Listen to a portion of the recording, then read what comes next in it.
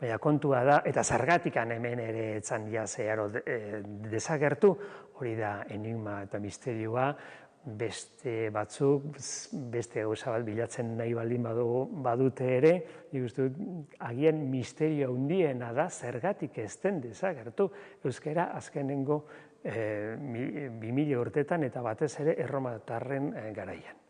Suerte eukizuela, suerte ikaragarri eukizuela. Txiripa bat izan zela.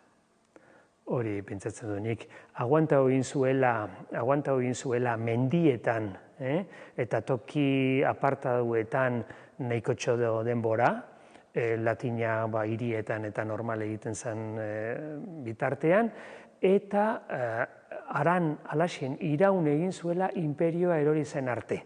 Eta imperioa erori zenean gauzak zeharo aldatu ziren. Ez zegoen orduan podere zentralik, eta orduan hemengo jendeak, ez dakit, aixea hartu zuten, eta beste gari batzuk etorri ziren, eta hor euskara salbatu egin zen.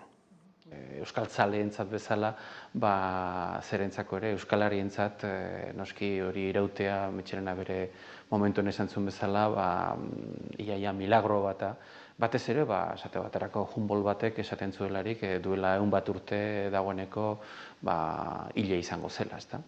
Eta, orain dibintzat gutxi edo asko irauten duela ematen du, eta batzuetan aski iraun lezakela ere esperantzarekin.